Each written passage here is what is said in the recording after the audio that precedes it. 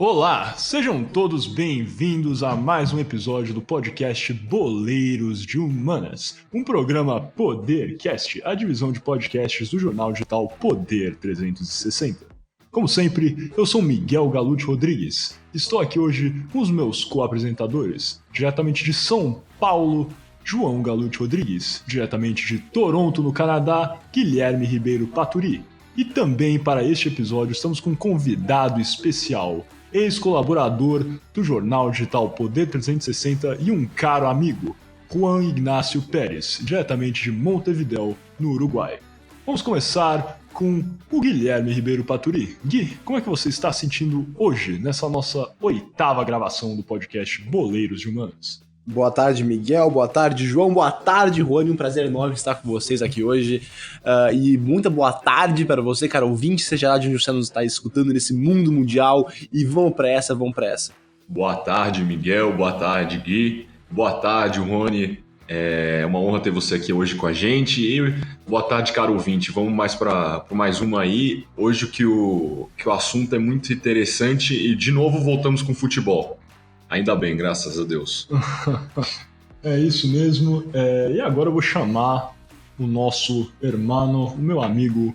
Eles chamaram ele de Juani, mas eu chamo ele de Juancho, porque vem de Juan Ignacio, apelido de vira aí Juancho mesmo. E apesar dele estar falando de Montevidéu, no Uruguai, aqui o Boleiro de Humanas cada vez mais um programa internacional, não é, pessoal? O Juancho é argentino. Então, Juancho, como é que você está se sentindo nesse nosso episódio, sua primeira participação? Espero que tenha mais no futuro. E fale um pouco como você está se sentindo sobre falar sobre um tópico, né, da sua Argentina, dando um pequeno spoiler aí para os nossos ouvintes. Buenas tardes, boa tarde para todos. É um prazer ser convidado aqui. Muito obrigado, Miguel, João, Guilherme. E sim, é um tópico que genera muita discussão na Argentina e no mundo, e nada, é muito legal, na verdade, falar, porque não é só num aspecto futebolístico, mas também embarca muito que é a política e as organizações mundiais que a gente tem. Mas nada, muito obrigado por me convidar. Perfeito, então, sem mais delongas, partindo para o nosso primeiro bloco, o Kickoff.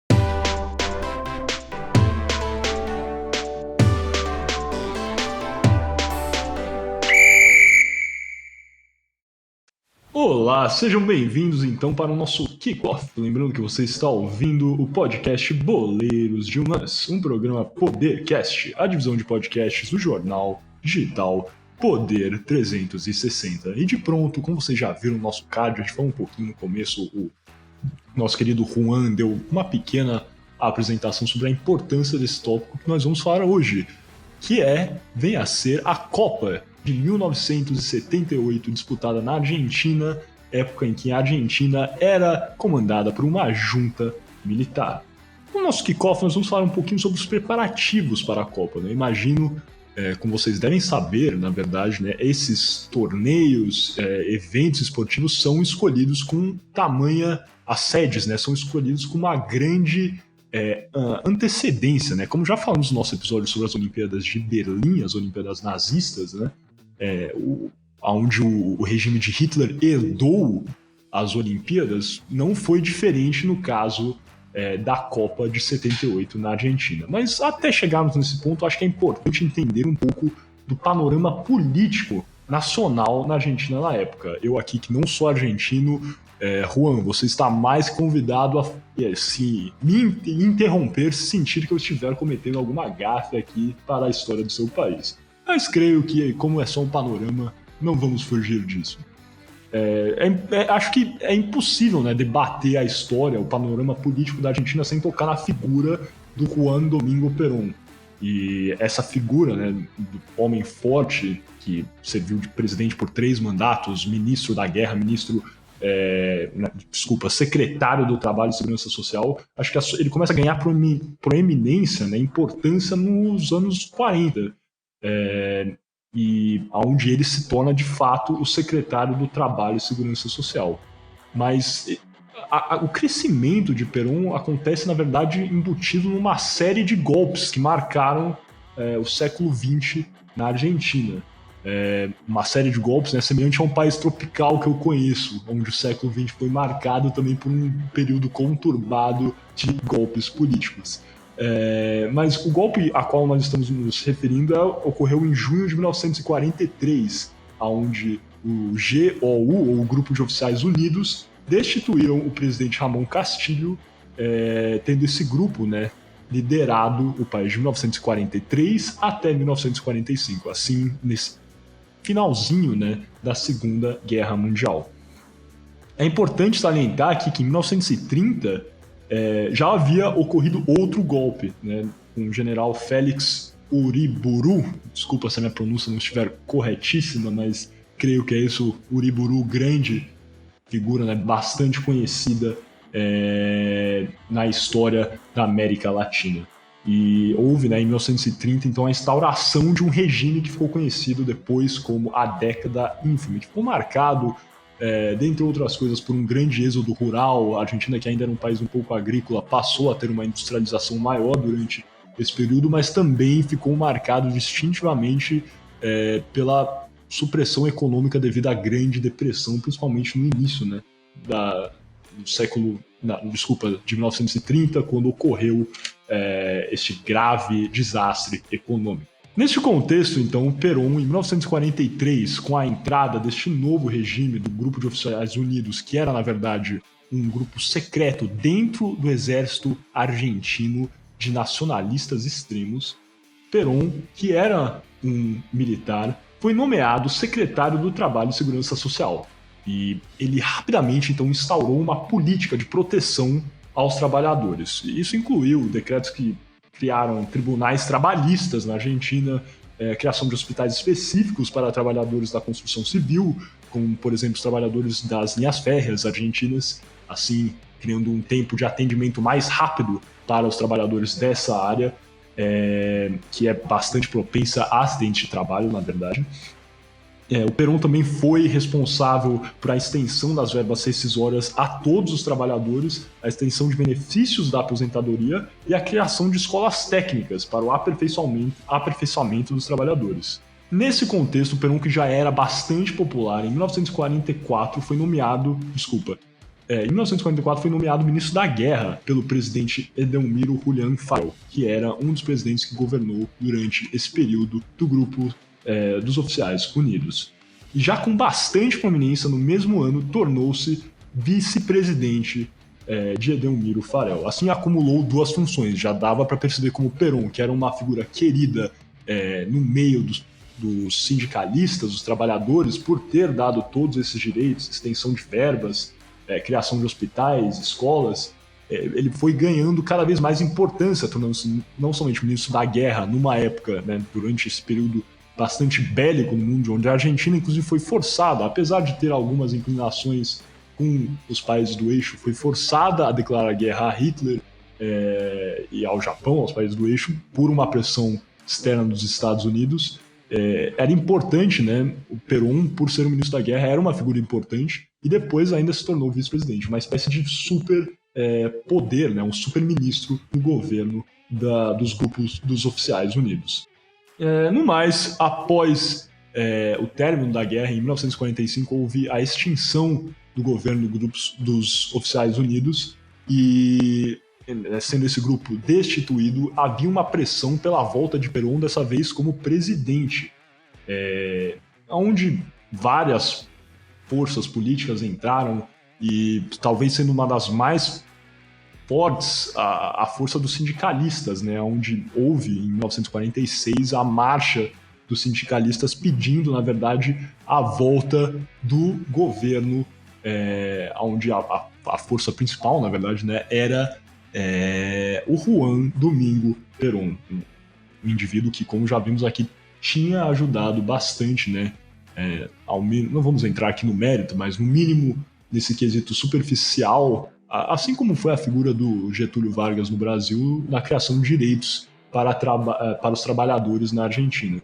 E acho que um evento importante é a marcha dos sindicalistas, liderada pela líder sindical Eva Duarte, que vocês devem conhecer como a Evita Perón, que após liderar essa marcha que foi crucial para a volta de Perón ao poder como presidente em 1946, tornou-se a primeira dama da Argentina. Perón casou com ela, foi a segunda mulher do Perón, e justamente isso, Perón liderou o país, tendo a primeira dama exercido bastante, uma figura bastante vocal, né, na história argentina como um todo. Mas então Perón foi presidente em 3 oportunidades, de 1946 até 1952, de 1952 até 1955 e depois de 1973 até 1974, onde ele faleceu em 1974, tendo a sua terceira mulher, Maria Estela Perón, a Isabelita, assumido o poder de 74 até 76. Sim, eu acho que eu só queria fazer um comentário importante que vai dar depois, quando chega a junta militar na Argentina, é que depois do 55, quando o Perón deixa a sua segunda presidência, a Argentina, por muitos anos, até os 74 mesmo, entra numa inestabilidade política muito grande, onde só 2 presidentes somente terminaram os 4 anos de presidente, como fala a Constituição Argentina. Então, por muito tempo, a Argentina sofreu muito os presidentes. O mesmo Perón, depois do 55, foi exiliado para a Espanha.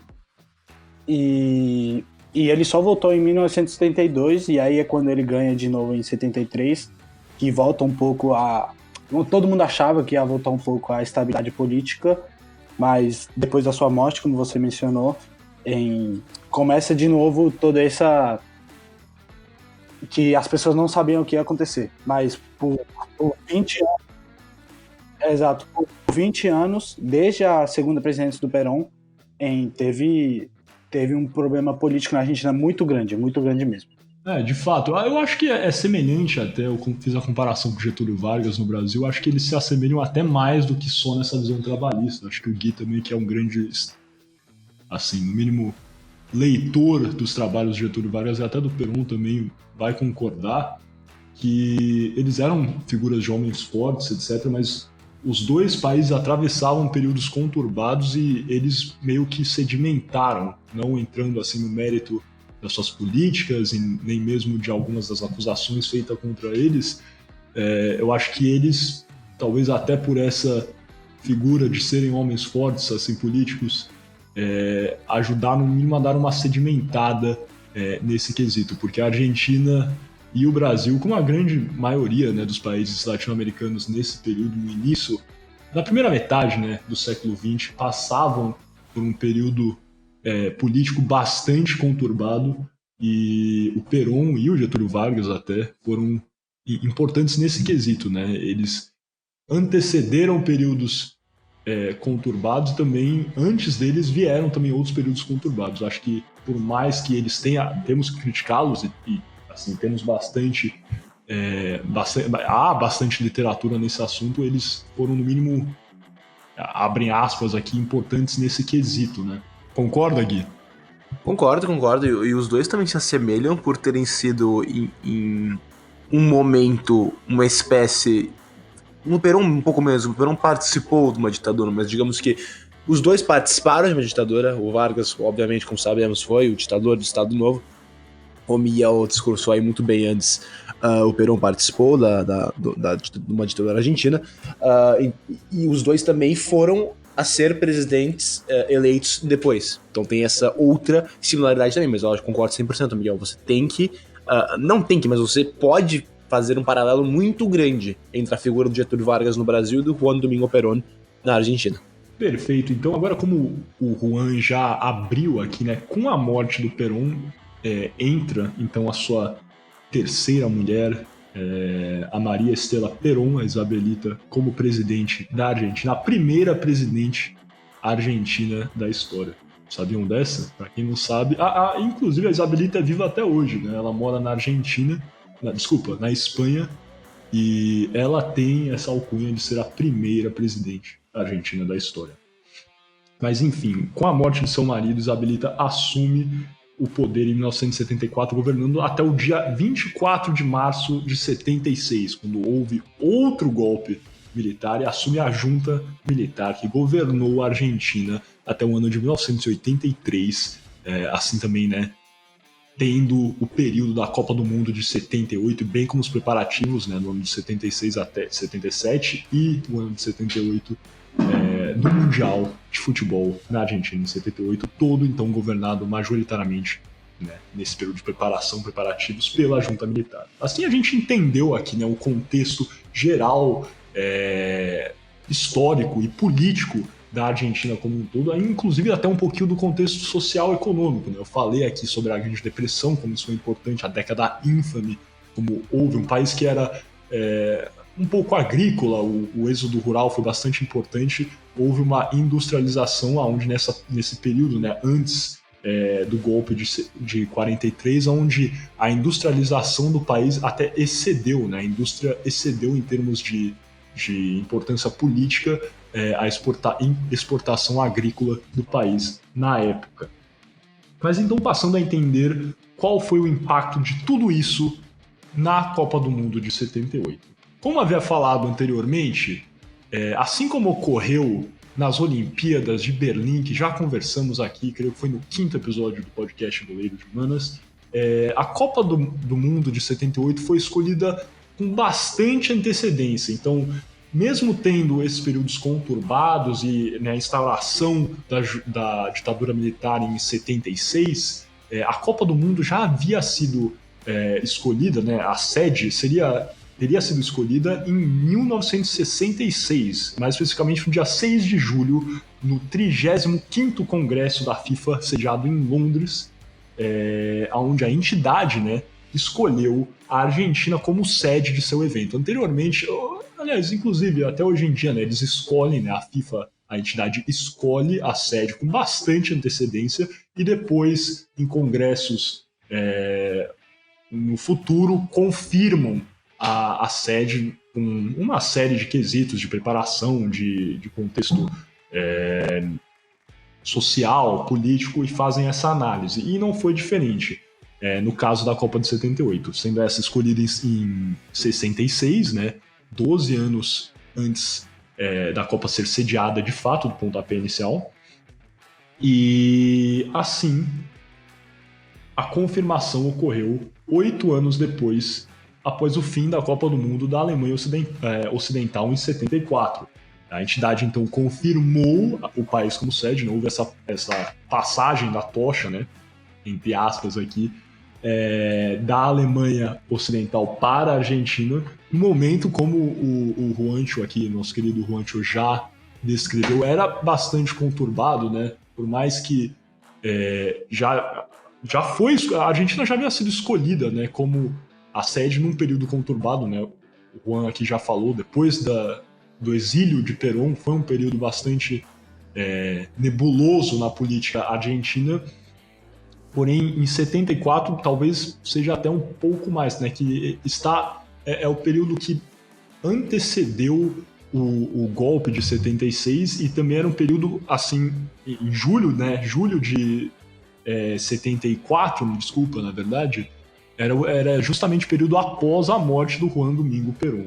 Então, nessa profunda crise política, econômica e até social, com o falecimento de Perón, foi confirmada a sede como a Argentina, porque a sua mulher, né, agora presidente Isabelita Perón, queria manter o campeonato, via como importante para o público argentino, para o país como um todo, sediar esse campeonato. Poderia ser, né, uma forma de alavancar a Argentina como um todo, e era um projeto para a Argentina. E entre muitos documentos desse período, há uma carta, aqui a gente vai ler, abrindo aspas aqui, do então chefe das relações públicas da FIFA, René Corté. João, você está lendo aí? O João que fala francês aqui, como pronuncia o nome de forma escorreta aqui do nosso caro René Corté? René Corté. É isso, nossa, eu sou um poliglota. E o René Corté, então, escreveu a um jornalista argentino em maio de 1976. 2 meses, então, né, após o golpe de Estado de março de 76. Abrem aspas aqui. Vamos ver como mudam as coisas na Argentina. Aqui na FIFA, nós temos o pressentimento geral de que, com a mudança para o governo militar, as coisas serão mais fáceis para a FIFA do que antes. Então aqui vemos, né, como era de fato um período conturbado, confuso foi esse governo da Isabelita Perón, e até vamos entrar nisso mais adiante, como a FIFA, né, como um todo, pode até se fazer essa crítica que a FIFA tem mais facilidade de tratar com um grupo coeso, né, um grupo ditatorial, uma junta militar, do que um país democrático. Alguns vão lembrar de uma declaração que o Jerome Valk fez quando ele visitou o Brasil, mas vou entrar nisso mais adiante. E deve ser aqui postulado, né, que em 1978 a imagem internacional da Argentina estava associada às associações de violação dos direitos humanos. E existia até, né, uma atenção externa a essas denúncias.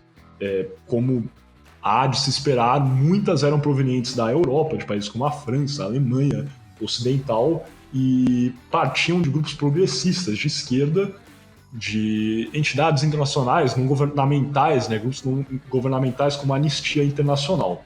Foram então organizados comitês de boicote ao evento, até postulando como uma sede alternativa à França, né? Tirar a sede da Copa na Argentina e mover o campeonato para a França.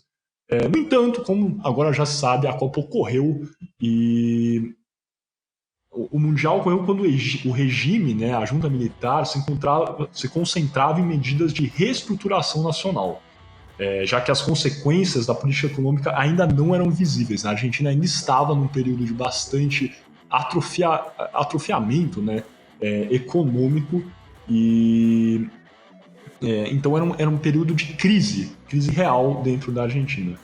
Assim, vencer aquele campeonato não era apenas importante, era algo para reviver, animar, né, o público que vivia todo esse período de incerteza com a morte de um grande líder e também um período de bastante crise econômica social dentro de seu país.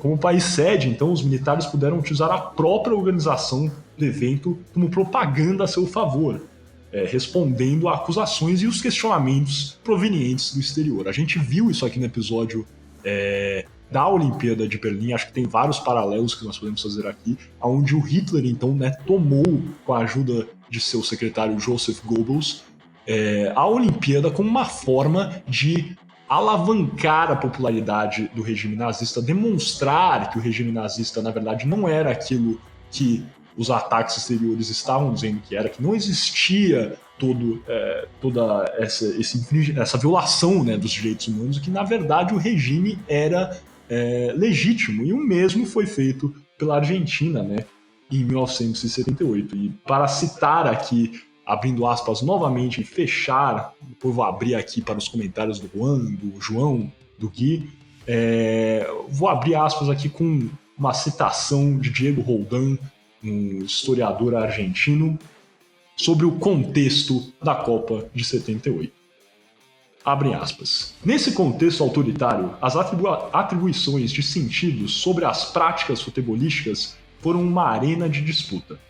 A Copa de 78, então, era uma peça-chave no quebra-cabeça das relações de poder, um acontecimento propício para exibir e difundir os valores que a ditadura aspirava a estimular na sociedade argentina, recorrendo ao apelo que a contemplação passiva de uma prática esportiva oferece, utilizando um dispositivo apenas indiretamente repressivo. Então aqui eu acho que fica bastante claro nessa citação do Roldán como a Copa do Mundo, então, poderia ser vista como uma espécie de presente, né, para o regime, né, a junta militar que havia se formado em 76. Uma forma de, como já usei aqui o termo, legitimizar o governo da junta militar. O governo que passava por suas dificuldades, tentava reestruturar a economia do país, mas isso seria uma forma de alavancar a popularidade, expor os ideais que eles queriam para o povo argentino e assim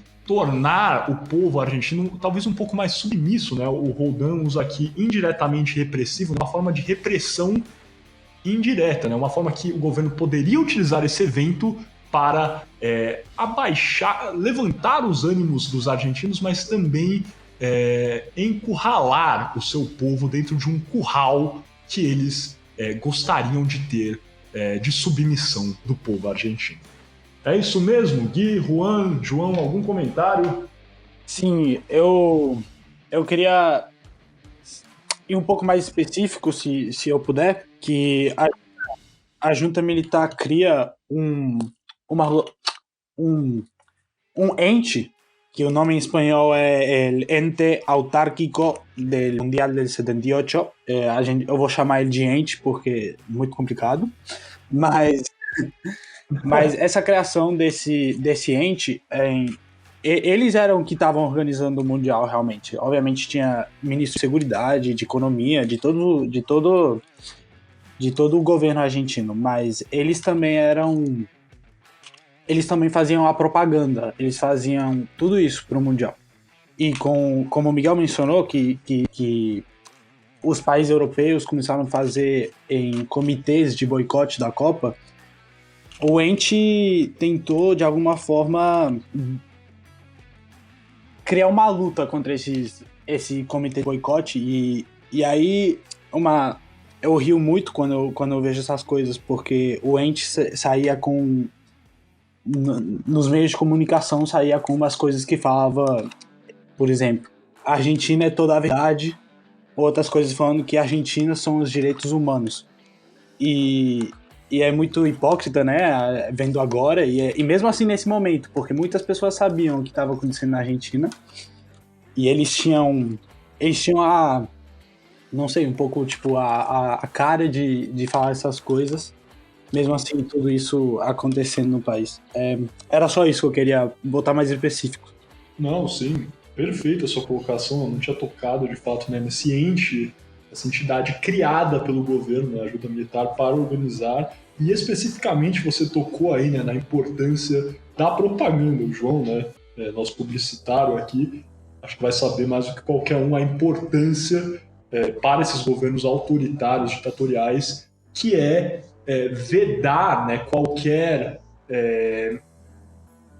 quesito que possa ir contra essa visão de que o governo é legítimo, né, uma violação aos direitos humanos, uma violação à liberdade de expressão, prisões ditatoriais, né, autoritárias. Eu acho que tudo isso aí, a propaganda é uma arma desses governos e sempre foi uma forma, né, deles esquivarem desses pontos negativos e focarem, né, blindarem o seu regime para a sua população interna, principalmente. Embora você tocou aí brilhantemente, né, Juancho, que países externos, a França, outros soubessem do que estava acontecendo dentro da Argentina, é importante essa propaganda não só para o público externo, mas eu acho que ainda mais para o público interno.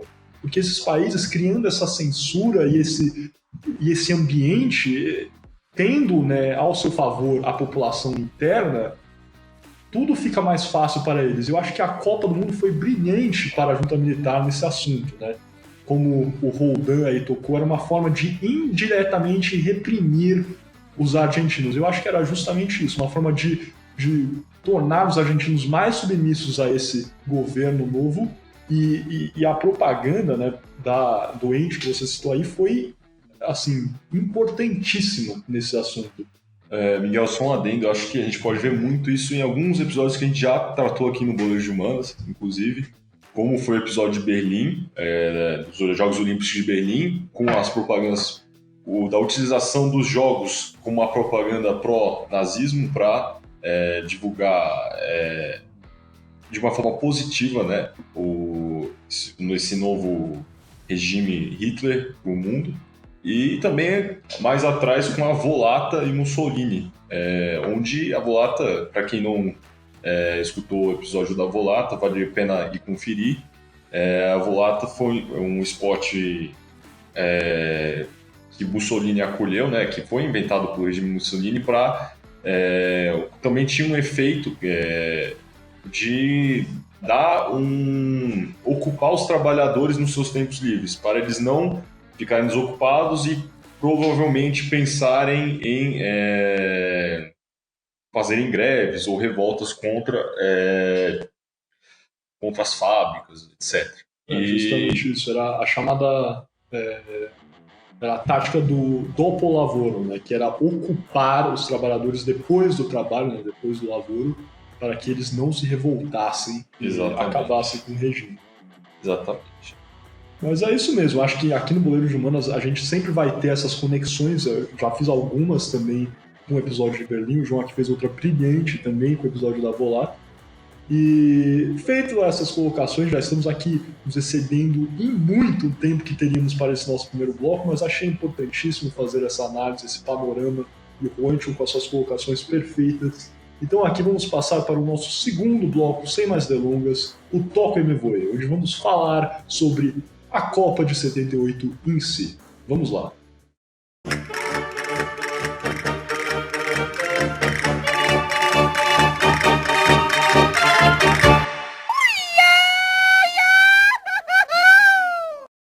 Olá, você está ouvindo um podcast Boleiros de Humanas, um programa Podercast, a divisão de podcasts do jornal digital Poder 360. Olá, caro ouvinte, agora vamos passar para a segunda parte do nosso podcast, Toca Eu Me Voe. Vamos agora falar um pouco sobre o formato da competição da Copa do Mundo de 78 na Argentina. O formato foi um pouco diferente, né?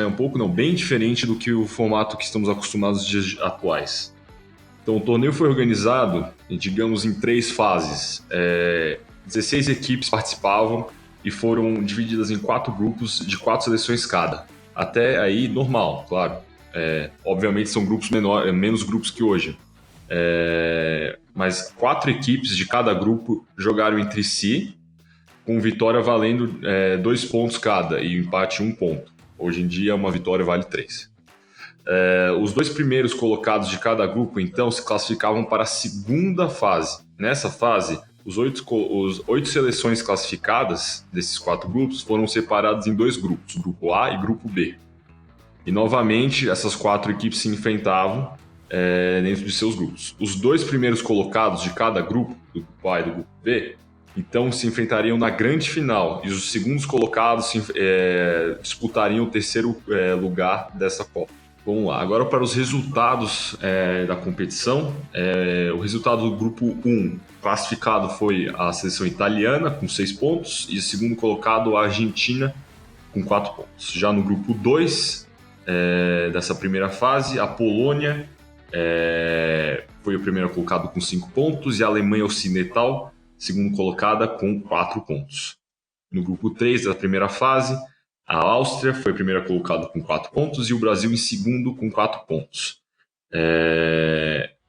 O critério de desempate era gols, a Áustria ficou à frente do Brasil por conta de foi 1 gol somente. E o resultado do grupo 4 dessa primeira fase, o Peru ficou em primeiro lugar com 5 pontos e a Holanda em segundo lugar com 3 pontos.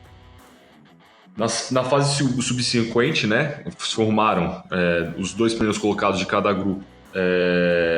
Se classificaram para a fase subsequente e formaram 2 grupos de 4 equipes cada. No grupo A, classificou-se a Holanda para a final com 5 pontos e a Itália chegando em segundo com 3 pontos. A Itália ficou para a disputa de terceiro colocado. E já no grupo B, a Argentina se classificou em primeiro com 5 pontos e o Brasil, por sua vez, ficou em segundo também com 5 pontos. E aí, é exatamente nessa classificação do grupo B que vem toda a polêmica da Copa do Mundo de 78, não é mesmo, Rony? O que você pode me dizer sobre isso? Já falar sobre isso ou a gente deixa pro debate mesmo? Não, você pode falar um pouco sobre isso. Inclusive, dá o seu parecer antes da gente entrar nessa polêmica, que eu acho que uma pessoa boa a falar sobre essa polêmica, na verdade, é o Guilherme. Mas entra aí no seu parecer preliminar sobre o que você acha dessa polêmica. Como um argentino e... Como argentino, eu vou falar que não teve polêmica. Como pessoa, eu tenho que falar que é muito estranho o que aconteceu. E tá, depois a gente vai conversar as teorias que se falam. Perfeito. Gui, então entra aí, conta pra gente qual foi essa polêmica do grupo B na Copa de 78. Pois é, então na Copa de 78, o João, depois de explicar muito bem como é que era a fórmula, que era um pouco confusa, na verdade era menos um mata-mata e mais uma espécie de pontos corridos com final, essa Copa do Mundo. Mas a polêmica justamente é que tivemos os 2 primeiros jogos do grupo, em que teve Brasil e Peru, o grupo inteiro, esse grupo B, tinha Argentina, Brasil, Polônia e Peru. Primeiro turno do grupo, o Brasil venceu o Peru por 3-0, a Argentina venceu a Polônia por 2-0, os dois então 4 pontos. No segundo turno, o Brasil empatou com a Argentina na famosa Batalha de Rosário por 0-0, e a Polônia ganhou do Peru por 1-0. Então, nesse momento, Brasil e Argentina teriam 3 pontos e a Polônia teria 2. Então, chegamos na última rodada com a Argentina e o Brasil empatadas em pontos, com 3 pontos cada, e com chances de classificação. A Argentina, em teoria, com um jogo um pouco mais difícil contra o Peru, e o Brasil ia jogar contra a Polônia. O Brasil aplicou um 3-1 na Polônia, e pensou que ia se classificar. E é bom ressaltar que a Argentina sempre jogava os jogos depois. Então a Argentina entrou em campo para jogar contra o Peru já sabendo do resultado do jogo contra o Brasil. Então sabia que tinha que vencer. E não bastava só uma vitória simples. Por causa do saldo de gols que o Brasil tinha construído na competição, a Argentina tinha que meter uma goleada boa no Peru. E foi lá e não deu outra. A Argentina meteu um sonoro 6-0 no Peru, no Estadio Gigante de Arrochito, na cidade de Rosário. E daí vem a polêmica. Por que o Peru tomou de 6-0 na Argentina, sendo que o Peru vinha bem na Copa do Mundo? O Peru, só para colocar em contexto os resultados, os outros resultados do Peru nessa Copa do Mundo, na primeira fase ganhou os 3-1 da Escócia, empatou com a Holanda, que iria chegar à final, e ganhou do Irã de 4-1. Então foi estranho, porque o Peru não era uma seleção péssima, que vinha mal ao ponto de tomar 6-0 normal. Não era a seleção do Tahiti na Copa das Confederações. Era uma seleção melhorzinha. E daí que vem justamente a polêmica, não é? E tem algumas explicações, teorias, mas aí, como vocês falaram, talvez seja melhor entrar no debate sobre essa polêmica, mas essa foi a história geral do jogo. Perfeito, então o João já está pedindo a palavra aqui para começar. Muito bem, obrigado Guilherme, obrigado pela explicação, mas provavelmente na parte do debate vamos conseguir um parecer do Juani sobre esse assunto que desviou nesse momento. Não, eu acho que a gente vai entrar agora, a gente tá com um tempinho aqui, o debate eu queria fazer sobre o tópico. O que você acha, então, o Juan? Defenda a sua pátria aí. É difícil. Umas teorias? Apresente suas teorias. Eu acho que é muito difícil defender a Argentina, né, nessa polêmica, porque é muito estranho tudo que aconteceu. Sabe uma coisa que eu acho mais estranha ainda? Antes de você falar, para vocês, né, que conhecem, né, eu não era nem nascido, nenhum, na verdade, dos apresentadores era nascido na época da Copa de 78, mas já vimos vídeos, né? E vale a pena vocês abrirem aí, buscarem no YouTube a Batalha de Rosário, que foi o jogo entre a Argentina e o Brasil. Notório, inclusive, um dos jogadores prediletos do diretor de redação aqui do Poder 360, Fernando Rodrigues, o Chicão, né, volante do São Paulo, depois jogou no Atlético Mineiro do Guilherme Ribeiro Padilha aqui. Chicão deu uma entrevista falando que ele entrou em campo e pensou: olha, a chance de eu ser expulso nos primeiros 5 minutos de jogo é quase nula. Então o Chicão era um daqueles brucutus mesmo, volante de respeito. Chegou e deu uma quebrada no Mário Kempes no meio e não foi expulso. Tem esse lance, ele leva um amarelo e pronto, acabou, fim de história. Mas anulou o Mário Kempes que não saiu do bolso, né, pra usar um jargão futebolístico aqui do Chicão o jogo inteiro. Mas mais estranho do que tudo isso, com a Batalha de Rosário, com todas essas supostas, entre aspas, aqui de novo, né, falcatruas, a Argentina jogando depois que o Brasil... sabe quem ganhou o prêmio, né, que a FIFA sempre dá no final de todas as Copas de seleção de fair play? A Argentina, cara, sabia dessa? Então é isso, mas pode entrar aí, Juan, agora nas suas teorias de por que ocorreu esse resultado tão grande, né, da Argentina sobre a seleção peruana. Pois é, eu acho que tem realmente duas teorias grandes, em três. Uma sendo que a Argentina só, de algum jeito, fez 6 gols no Peru. A segunda sendo que realmente até esse momento era o jogo mais importante dessa Copa e realmente, se você vê, é um que o povo argentino estava mais animado, tudo isso. E tem entrevistas de certos jogadores peruanos falando que isso afetou eles porque, jogar contra o país que está organizando a Copa faz sua diferença. Mas eu acho que a terceira e um pouco a mais engraçada e mais estranha é que o Videla, o ditador nesse momento da Argentina, em nenhum jogo antes tinha ido a visitar nem a seleção, nem a outra seleção, nem nenhum vestiário. Mas por alguma razão, nesse jogo tão importante para a Argentina, ele e o secretário dos Estados Unidos, nesse momento, o Henry Kissinger, vão visitar a seleção argentina primeiro, cumprimentar eles, só cumprimentar, e depois vão pro vestiário do Peru e começam a cumprimentar eles. Só foi cumprimentar, mas tem também entrevistas de certos jogadores peruanos falando que isso afetou muito eles, porque deu como uma pressão demais pro jogo. Vendo que o ditador e mais ainda o Henry Kissinger, que os Estados Unidos era muito importante para os países de Sudamérica nesse momento, eles falam que foi uma pressão a mais.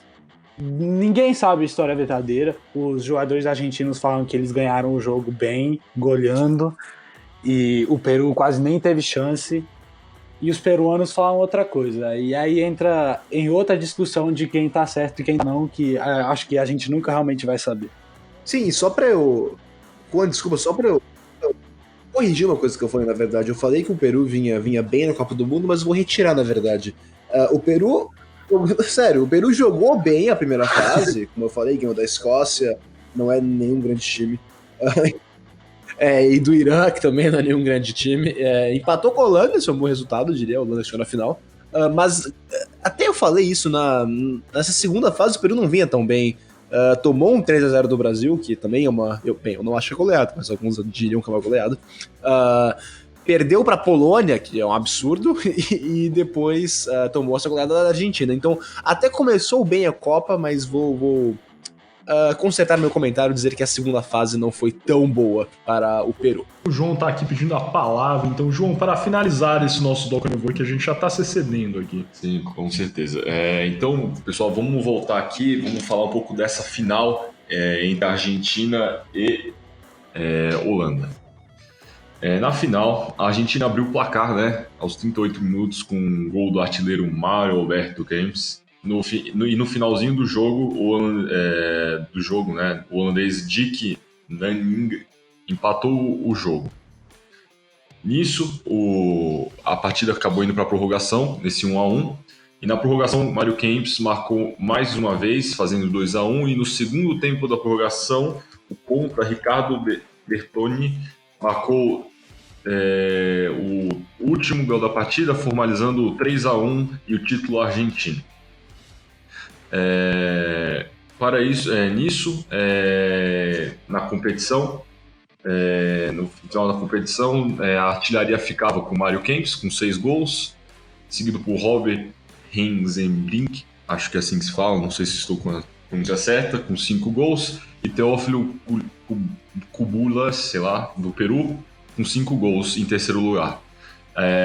O artilheiro do Brasil nessa competição, a artilharia foi dividida entre Roberto Dinamite, o poderoso Vasco da Gama, com 3 gols, e Dirceu, do Brasil, com 3 gols. E com isso, acredito que a gente conclui esse nosso Toco Me Voe. Não sei se alguém gostaria de falar mais alguma coisa, mas acho que podemos passar para o nosso arremate. O Juan tinha um último comentário aqui. Por favor. Eu queria falar um fato meio estranho, que aí, né, no Mundial é quando se voltou popular jogar o que a gente chama na Argentina os papelitos, os papéis antes do jogo na entrada dos times. Era só isso. Isso pode ainda, Rony? Eu queria te perguntar. Isso pode, isso pode. Aí, o que não pode são as bandeiras assim, gigantes. Aí isso já não pode. Ah, tá. Porque, não, acho que não. Pode sinalizador na Não, Argentina ou não? Não, é que Mas os agora- papéis até hoje, se você ver um. Cara, mas eu lembro desses papéis. Quando foi ano passado, lá, ano retrasado, o Corinthians inventou de jogar isso em Itaquera. Paralisou o jogo por uns 15 minutos. Foi aqueles caras com aqueles, sabe, meu ventilador, não sei exatamente como é que chama, de folha, e ficou tentando tirar os papéis do campo, limpar as linhas. Bom, eu sei que é muito de tradição, mas meu Deus. Mas depois dos papéis, se voltou muito comum jogar papel higiênico. Papel higiênico, né? Ah, com certeza. Isso é um clássico também. Ah, no Monumental é um clássico. É, um clássico. Aquele estádio que é praticamente um cortiço, né? Gigante monumental. Enfim, vamos finalizar esse nosso Toco em Me Voe e passando então para o nosso terceiro e último bloco dessa primeira parte, o arremate.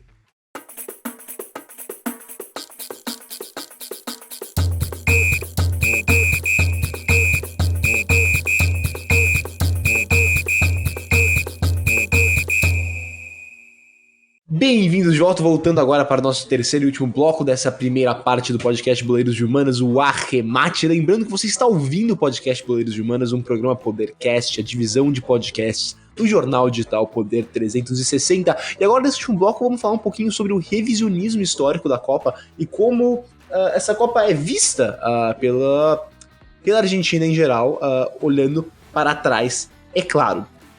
E é importante ressaltar que quando a Argentina conquistou essa Copa, a comoção nacional foi muito intensa. No discurso do presidente Jorge Rafael Videla, a conquista simbolizava uma nova etapa do projeto ditatorial vencida pelas forças armadas. E como aponta o historiador Archetti, abre aspas, a Copa do Mundo se tornou um sucesso numa sociedade pacificada. As manifestações de alegria nos estádios e nas ruas após as vitórias argentinas, que culminaram num triunfo contra a Holanda na final, foram interpretadas pela junta como um sucesso de um projeto nacional. Então, dá pra, com essa frase, tipo, fecha aspas, claro, dá pra ver que essa Copa foi muito comemorada e entrou numa espécie de um projeto da ditadura do Videla de pão e circo, para talvez distrair o povo argentino e dar uma felicidade, dar algo para que o povo pudesse se unir, como melhor unir o povo de um país como a Argentina que ama o futebol do que unir o povo através da seleção nacional. Então, com o povo unido atrás de uma seleção vencedora, a popularidade do próprio governo aumentou. Então foi exatamente isso que eles estão tentando atingir nesse momento. Então até leva alguns historiadores a dizerem que não foi nem a Argentina que ganhou a Copa, a seleção digo, mas sim o governo, porque conseguiu melhorar temporariamente essa imagem que eles tinham, porque obviamente, como o Miguel falou no começo, já existiam sérios indícios de acusações da comunidade internacional de graves violações de direitos humanos na Argentina, principalmente na ESMA, onde aconteciam torturas e coisas do tipo por parte do governo militar. Se eu puder falar uma coisa, Por já favor. que o Gui mencionou a ESMA, é muito engraçado se você... Engraçado num jeito meio triste, né? Mas se você tá andando na Argentina, pela Avenida Cabildo, é muito famosa, que você vai pro estádio Monumental, antes do estádio Monumental, uns 2 quilômetros antes, você passa pela ESMA. Então, era muito esse contraste, né, de felicidade por ganhar a Copa, e ao mesmo tempo, a 2 quilômetros, você tinha pessoas que estavam sofrendo muito por causa da ditadura.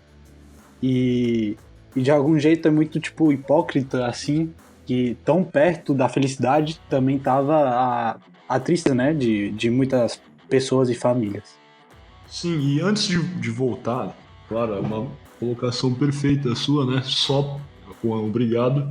Mas antes só do Gui voltar aqui, para os que não sabem, né, os nossos ouvintes, o que foi a ESMA. A ESMA, na verdade, a sigla, quer dizer Escola Superior de Mecânica da Armada, era uma unidade da Marinha da Argentina, né, destinada a formação de oficiais na mecânica e engenharia da navegação. No entanto, durante o regime militar, né, que iniciou-se em 76, foi utilizado como um centro clandestino de detenção, onde os opositores do regime foram presos lá clandestinamente nesse recinto e após serem interrogados e torturados, acredita-se que 90% deles foram assassinados, na maior parte não, mas uma boa parte deles, depois de serem assassinados, foram jogados então no Rio da Prata. Outros fuzilados, mortos sob tortura, incinerados, etc. De fato, é uma barbaridade, né? O que ocorreu dentro desse centro de detenção clandestina na Escola Superior de Mecânica da Armada em Buenos Aires. Gui, continue, por favor. Exatamente, e fica realmente, Rony, colocação ótima do Rony, fica exatamente isso, não é um lugar afastado, fica bem, uma área bem central da cidade de Buenos Aires, e então realmente muito pertinente seu comentário. Mas voltando ao que eu estava dizendo, que sim, essa Copa fez com que tivessem vários testemunhos positivos realmente do país, por parte de esportistas que disputaram a Copa e jornalistas que participaram do evento. E enquanto isso, dentro do país, havia era como se estivesse declarando uma vitória na guerra contra a chamada subversão interna. Então o governo conseguiu, como eu estava dizendo antes, uma considerável mobilização das massas populares a seu favor, de novo, unindo o povo atrás da seleção argentina campeã. Mas, a partir de 1983, com a redemocratização, a memória dominante foi de reprovação da ditadura. Então, essa passageira aprovação, por causa por outros motivos, obviamente, mas talvez principalmente pela vitória da seleção argentina, ela se dissipou. E acabou rapidamente, porque a Argentina entrou num momento muito difícil da sua história, depois da Guerra das Malvinas, que também foi um golpe, foi uma medida do governo para tentar de novo angariar apoio das massas, dessa vez não com a seleção da Argentina, mas tomando um território que seria argentino, que são as Ilhas das Malvinas. Foi frontalmente a guerra foi um desastre, foi frontalmente derrotada pelo Reino Unido, e não conseguiram então angariar esse apoio, justamente por perder a guerra e dar uns anos bem difíceis para a Argentina. Então depois, como eu estava dizendo, da redemocratização, as pessoas começaram a realmente reprovar a ditadura. E durante anos condenaram-se tanto o evento, quanto jogadores, comissão técnica e torcedores. E para muitos era uma vergonha assumir ter participado das celebrações que ganharam uma conotação quase tão negativa quanto a ditadura em si. Então, desculpa. Se eu posso voltar para onde você estava falando do jornalismo, em que tudo que você falou tá certo, obviamente, na Argentina era considerado uma vitória, mas eu acho que uma coisa que ia acontecer, mas o Videla não percebeu nesse momento, é que você está trazendo muito jornalismo do exterior. E por causa que muitos países já estavam tentando fazer o boicote, muitos jornalistas não só se focaram na Copa do Mundo, mas também se focaram no que estava acontecendo na Argentina. E eu creio essa época, no 78, 79, é quando o grupo, que é muito conhecido na Argentina e no mundo, que é as Abuelas y las Madres de Plaza de Mayo, que é as avós e mães da Praça de Maio, que é uma organização, um grupo que se formou por causa dos jovens que desapareceram durante a ditadura. E por causa desse jornalismo do exterior, que veio a cobrir a Copa do Mundo, elas começaram a ganhar muita presença na Argentina e no mundo. E aí elas conseguiram falar o seu discurso pro exterior. E aí, depois, quando você fala na democratização, elas são muito importantes para isso depois. Muito importantes. E elas seguem, hoje em dia, uma vez por mês, elas vão e começam a a fazer protestos em frente da casa do presidente. E eu acho importante só falar isso também, que o jornalismo, apesar de ter visto como uma vitória, também trouxe essa coisa na Argentina que tinha tipo uma lupa vendo o país e os direitos humanos. Em tese, um tiro no pé, né? Seria nesse aspecto aí que você mencionou das abuelas, né? Porque trouxe essa visibilidade até também. Eu acho que traz até o que eu tava falando, né? Sobre a publicidade, a propaganda. Se no meio interno, né? Acho que o governo argentino foi bem nisso, conseguiu angariar esse apoio e foi importante a Copa do Mundo nesse sentido. Talvez, né? No quesito internacional, para os meios de comunicação externos, isso aí acabou trazendo visibilidade para algo que o governo, né, a junta militar, não gostaria, né? Ficou talvez mais evidente um pouco das atrocidades que ocorriam durante esse período da junta militar, de 1976 até 83. E depois, em que o Guilherme continuou falando sobre que os participantes da Copa também eram, de certa maneira, tipo, culpados, isso segue sendo um debate hoje em dia, mas eu acho que muitos jogadores de seleções, e mais da seleção argentina, já saíram a falar que eles estavam jogando pelo povo mesmo, e não tinha nenhum certo benefício da ditadura para eles. Eles estavam jogando pelo povo mesmo. Tem a grande história que o técnico argentino realmente não apoiava a ditadura militar, e ele fazia reuniões na sua casa contra a ditadura militar.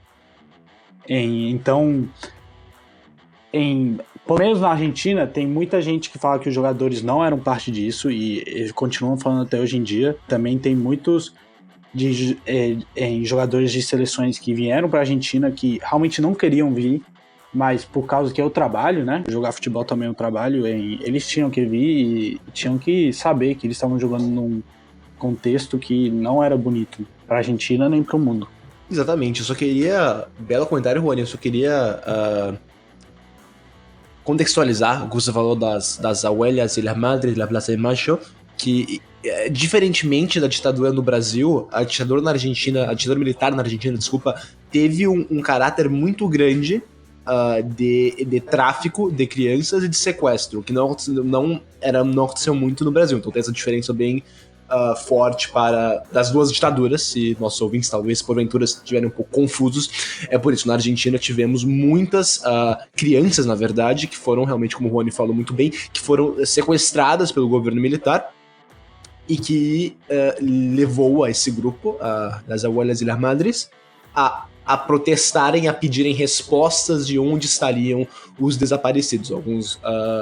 me corrija se eu estiver errado, Rony, não sei se estou 100% correto, mas eu, pelo que eu me lembro de estudar, alguns eram postos à adoção e outros não chegavam tão longe e eram assassinados. É isso mesmo? É isso mesmo.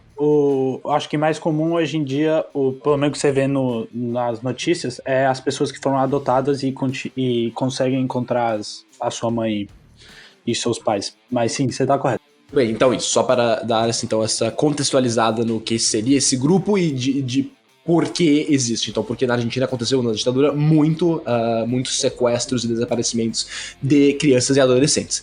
Mas então, voltando no que eu estava falando, em 1988, a sociedade argentina preferiu começar a, talvez não esquecer, mas ignorar a primeira conquista de 78 e começar a celebrar e se lembrar mais da segunda vitória do Mundial, a de 1986, conquistada no México. Esse bicampeonato teve muitos significados no contexto da redemocratização do país. A vitória contra a Inglaterra, 4 anos após a derrota militar na Guerra das Malvinas, que eu falei antes, é sem dúvida muito importante. E além do mais, dessa Copa de 86, ter sido o começo da construção do mito que fez 60 anos no dia de ontem. Estamos gravando no sábado, dia 31, então ontem, sexta, dia 30 de outubro, foi aniversário de 60 anos, o maior jogador da história do futebol, Diego Armando Maradona. Então nessa Copa de 86 começou a construção do mito do Maradona.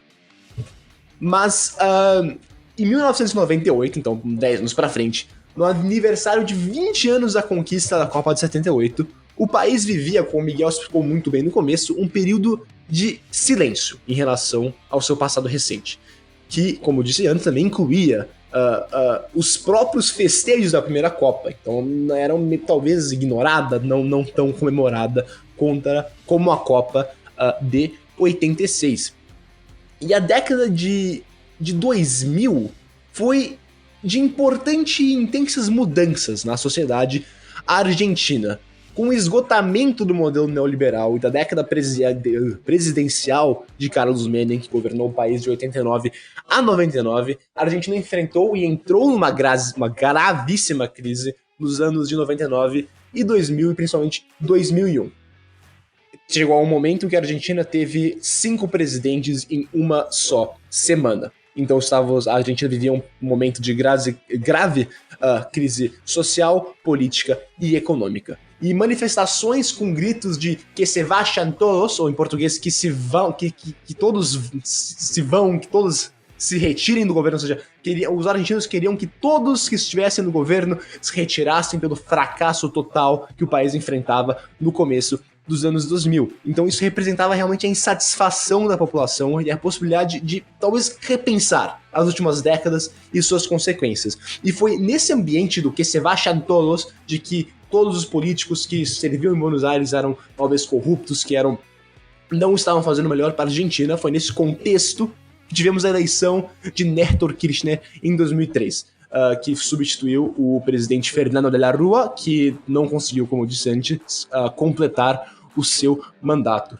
Você quer entrar aqui, Juan, e falar alguma coisa? Ou continua? Não, pode continuar. No debate eu falo. Tá bom. Então, em seu discurso de posse, Néstor Kirchner consolidava como políticas públicas grande parte das demandas das principais organizações de direitos humanos. E ele foi importante nesse começo do seu primeiro e único mandato, na verdade, em continuar um processo de, não redemocratização, diria, mas de consequências, porque até aquele momento a Argentina vivia o que vivemos no Brasil até hoje, na verdade, que é um processo de anistia, em que os generais e pessoas que cometeram crimes gravíssimos durante a ditadura não eram punidas. E o Kirchner começou a mudar um pouco isso. Uma coisa bem simbólica foi no ano de 2004, quando ele foi a um colégio militar e ao Palomar e ordenou que os quadros do Jorge Rafael Videla e de outros ditadores fossem removidos da parede. Foi um ato bem simbólico, e isso é para explicar que ele realmente foi talvez a pessoa que começou com esse projeto de levar consequência às pessoas que cometeram crimes durante a ditadura na Argentina. Então, como eu estava dizendo, em 2003, o Kirchner enviou um projeto de lei ao Congresso propondo a anulação das leis anteriores favoráveis aos militares. Então, exatamente isso, ele queria acabar com a anistia. E ele conseguiu, porque, por exemplo, o Jorge Rafael Videla, o ditador que falamos há pouco, que era o líder argentino em 78, morreu na prisão. Então, ao contrário do Brasil, ditadores argentinos pegaram a prisão e alguns deles morreram em cana. Em 2006, foram considerados inconstitucionais os indultos do Carlos Menem, ou seja, esse processo de anistia. Então, no mesmo ano de aniversário dos 30 anos do golpe de 24 de março de 76, com a reabertura dos julgamentos contra os acusados de violação de direitos humanos na última ditadura, o debate sobre a memória e do passado recente argentino ganhou novo fôlego. E o Kirchner consolidou-se o que chamamos de uma segunda memória pública dominante, na qual a sociedade argentina aparece não mais como vítima, mas como resistência. Então, neste momento, é como se, exatamente isso, a população fosse... Era um projeto de mostrar que os argentinos não apoiavam a ditadura. E foi também uma maneira de mostrar como essas memórias, esse passado da Copa de 78 permanece em disputa ao longo das décadas. O Rony falou aqui muito bem, ainda tem até hoje esse processo de as pessoas debaterem se é certo comemorar, se os jogadores apoiavam a ditadura. Então, para ver que essa Copa de 78 realmente tem um imaginário bem difícil e é debatida até hoje na Argentina. Perfeito. Então, o Juan aqui deve estar se coçando para falar, eu imagino, nesse período. Ei, Juan, pode entrar, cara, por favor. Tem a palavra. Não, se eu posso dar um pouco a minha opinião política, né? Que não é muito boa, mas vou dar. Eu realmente acho que ultimamente dos presidentes, o Menem foi o melhor na Argentina, porque realmente ele levou uma economia a realmente ser uma economia feroz, tendo um com o dólar. Mas depois eu não sou muito fã dos Kirchner, porque eu acho que eu não sei se acontece no Brasil, mas eles tentam usar essa ideia do peronismo, a mesma ideia que o peronismo, e eu acho que o Perón foi uma figura no seu momento, como você falou, Miguel, no começo do podcast, e hoje em dia já é outra coisa. A gente não pode continuar usando a mesma figura do Perón e começar a associar com outros partidos meio populistas, né, como é o Volvemos hoje em dia. Então é por isso que eu não gosto muito dos Kirchner, mas todo mundo tem sua opinião e eu não vou falar mal de ninguém. É isso aí, eu acho que cada um tem a sua opinião. Eu, de fato, eu não vou declarar a minha opinião porque eu não sou muito estudado nesse assunto. Eu não vou mentir, eu conheço pouco das políticas do Menem, assim como pouco das políticas do Nestor, da Cristina. E eu estou prestando um pouco mais de atenção nas políticas do Macri, né? Prestei, e também do Augusto Fernandes, a quem eu tenho as minhas críticas para ambos, para o Macri e para o Fernandes. Alberto, não Augusto. Alberto, muito obrigado.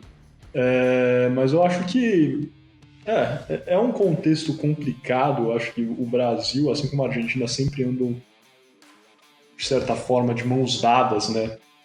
A política é esse pêndulo onde tem um período conturbado, nebuloso de ditadura, depois, assim como o Brasil, a Argentina, os dois passaram por um período de neoliberalismo, e daí acho que é normal ter, depois deste período neoliberal, uma tendência ao progressismo, uma tendência, né, um pouquinho mais à esquerda, como foi o Néstor Kirchner na Argentina, o Lula, petismo no Brasil.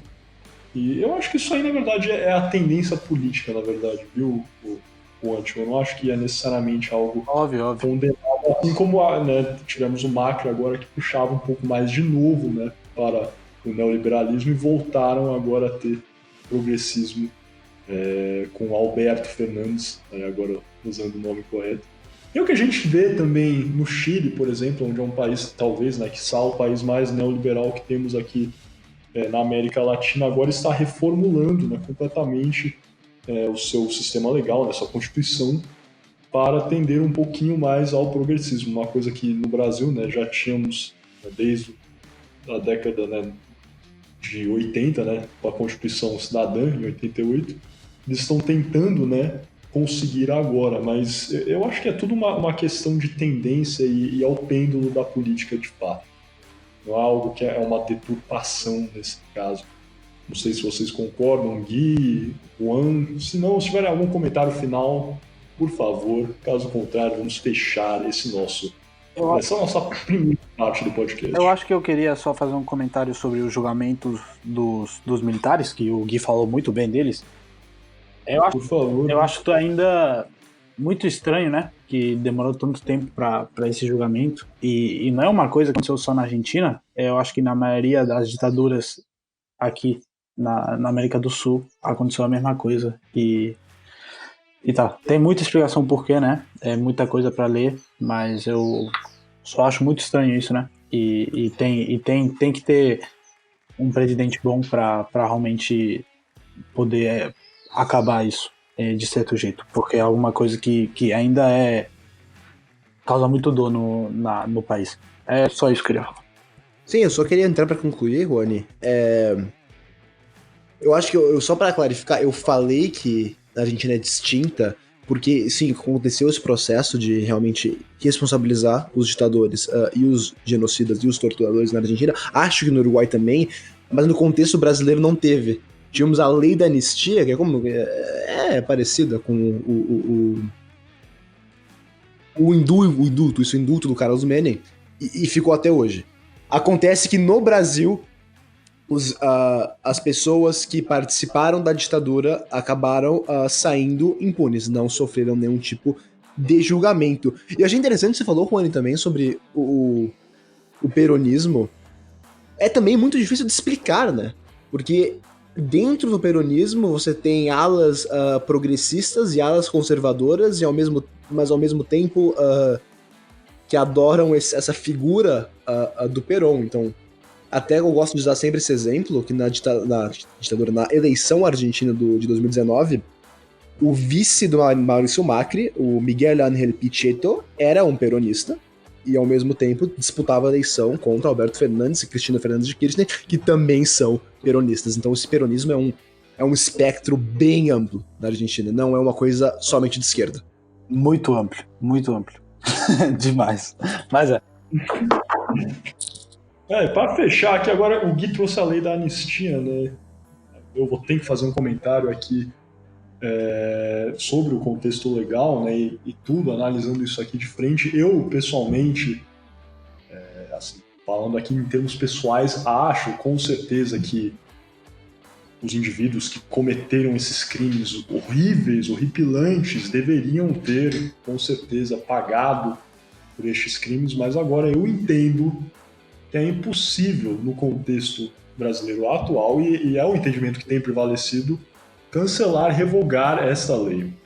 Até porque eu acho um absurdo, aqui eu vou falar a verdade, o que foi feito pelo Kirchner na Argentina, porque isso aqui é de um contexto jurídico, né? A minha opinião pessoal é que eles deveriam pagar com certeza, mas olhando de um ponto de vista jurídico, não faz sentido um indivíduo que teve o seu fato praticado, né, no direito penal aqui, conhecido como a sua antijuridicidade, que chama, né, foi talhada do crime que ele cometeu, ou seja, este crime não é mais considerado um crime, parece não bate, é um preceito jurídico isso, que depois, anos no futuro, ele volte a ser condenado por algo que não era mais considerado um crime. Isso é, né, para usar aqui um brocado latim, a gente não gosta de usar essas frases, mas novatio legis, né, nova lei, impedios, né, uma lei nova que piora a situação do réu, nunca vai ser aplicada no passado, então ela não vai retroceder. Para mim não faz sentido quando uma lei que, por mais, ela foi importante no seu contexto, né, convenhamos, mas por mais que eu discorde com ela no geral, eu acho que não é cabível pegar essa lei que já foi agora pacificada, né, acabou com esse crime, com estes crimes, na verdade, por mais horripilantes, horrendos que eles sejam, não faz sentido do ponto de vista jurídico acabar com essa lei, considerar um crime que não era mais crime e ter a persecução penal dessas pessoas hoje em dia. Por isso que, de um ponto de vista jurídico, eu acho que essa decisão do Kirchner, por mais que ela seja, né, assim, pessoalmente é louvável, no mínimo, na minha opinião, eu acho que do ponto de vista jurídico ela é horripilante, abominável, na verdade, ainda mais considerando nesse quesito. Mas eu não sei se vocês querem fazer mais algum comentário, ainda mais depois que eu lancei essa bomba jurídica aí, ou, caso contrário, podemos fechar aqui esse episódio que já está bastante longo, essa primeira parte. Algum comentário adicional ou não? Vamos deixar por essas? Eu sugiro que a gente deixe para o debate. Isso, vamos deixar por essas, então. Muito obrigado, então, vocês, como sempre, por terem participado dessa nossa exploração, esse episódio aqui sobre a Copa de 78. Tivemos um panorama político geral da Argentina, passando do início da década de 40, né, até os dias atuais, e compreendemos, mais importante, eu acho que foi o impacto da ditadura, da junta militar que governava a Argentina, que governou a Argentina dos anos de 1976 até 83, no Mundial de Futebol de 78. Com isso, espero que vocês tenham gostado dessa nossa exploração. Gostaria de agradecer novamente ao Juan Ignacio Pérez por ter participado dessa nossa primeira parte. E como sempre, convido vocês a participarem da segunda parte do podcast Boleiros de Humanas. Em uma parte mais relaxada, teremos nosso tradicional shootout, uma série de perguntas e respostas sobre os temas debatidos aqui hoje. E depois teremos as alternadas, que é um debate não moderado sobre temas também gerais do podcast de hoje. Com isso, espero contar com vocês na segunda parte do podcast. Caso contrário, até a próxima.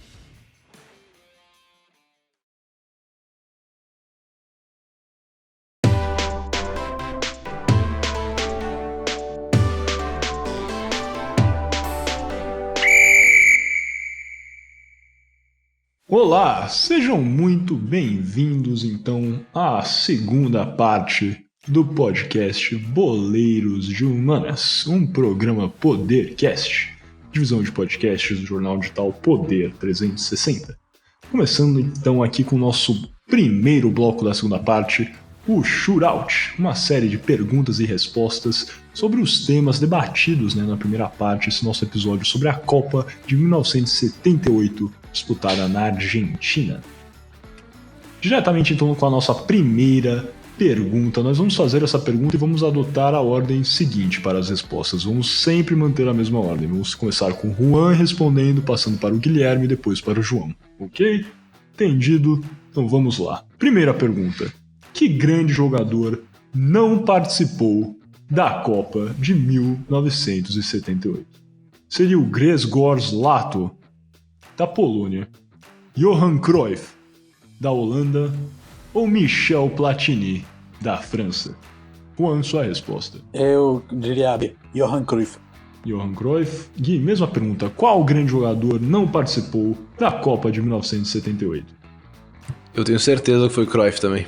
Certeza absoluta, diz o Guilherme Ribeiro Paturi. E João, qual é o grande jogador que não participou da Copa de 1978? Seria o Grzegorz Lato, o Johan Cruyff ou o Michel Platini? Foi Johan Cruyff. Eu lembro até porque ele jogou de 74 e tinha condições de jogar de 78, mas ele decidiu não ir. Ninguém nunca soube qual foi a razão que ele não foi. Várias pessoas têm teorias aí, mas ninguém sabe a verdadeira razão que o Johan Cruyff não foi para a Copa. Ok, como os três acertaram essa primeira resposta, não vou nem dar parabéns. É isso mesmo, Johan Cruyff, jogador craque, né? Holandês, depois grande técnico, grande entendedor do jogo de futebol. Não participou da Copa de 1978, sim, como o João lembrou, aquele foi importantíssimo para a disputa da Copa de 74, onde a Holanda fez grande campanha. A Holanda sempre faz grandes campanhas, né, mas nunca vence. Parece o Atlético Mineiro, não é, Gui? Mas é isso mesmo. Tradicional, jogamos como nunca e perdemos como sempre. Perdemos como sempre. A seleção de Portugal era assim também, é um clássico.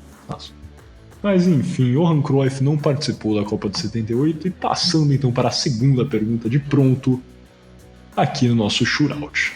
Pergunta número 2. Quais dessas nações faziam suas primeiras participações em Copas durante a Copa de 1978 na Argentina?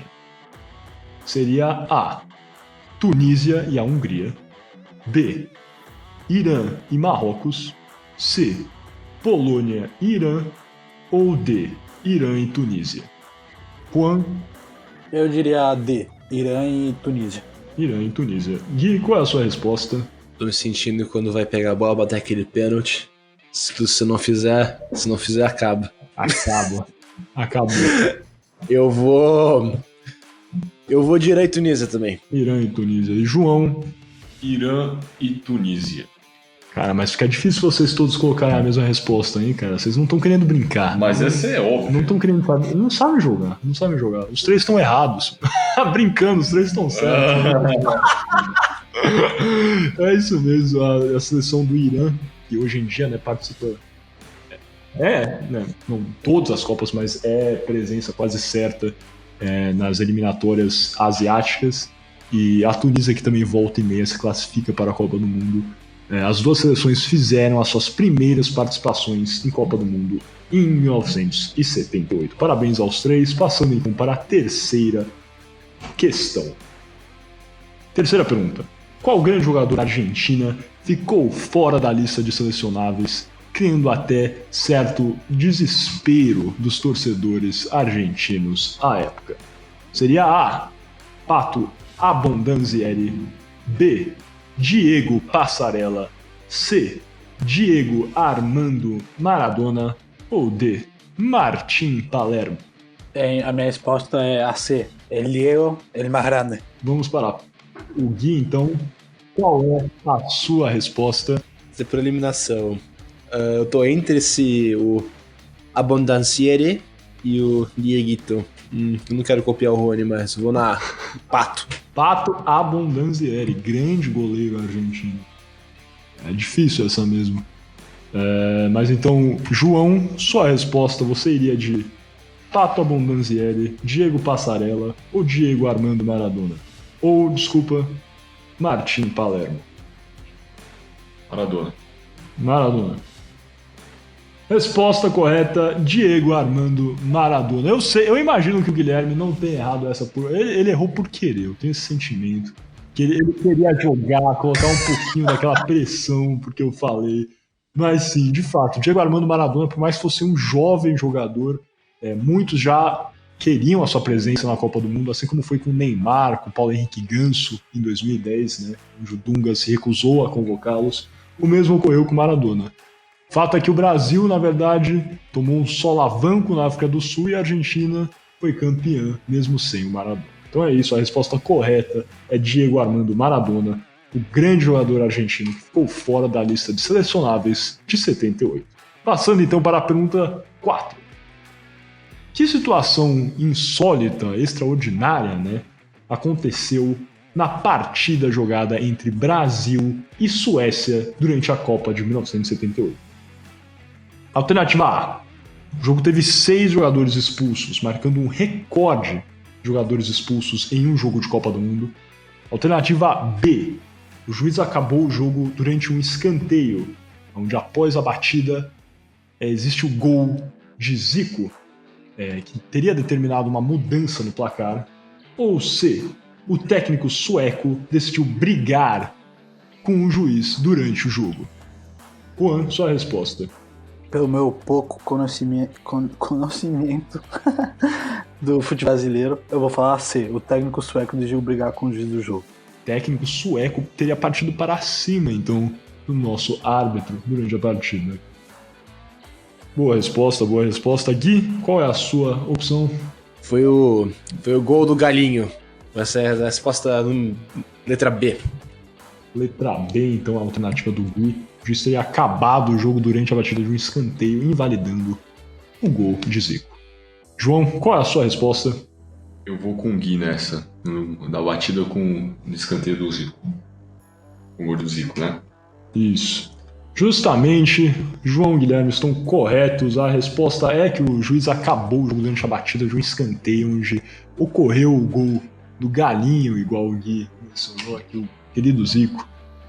Fez o gol que teria modificado o placar positivamente para o Brasil. Infelizmente, o juiz marcou o término do jogo, causando, né, grande insatisfação da seleção brasileira naquele momento. Então, assim, qual ficou o placar final? Acho que o João acertou todas. Também o João, respondendo por último, só foi na delas, né? Maria vai com as outras daquele jeito.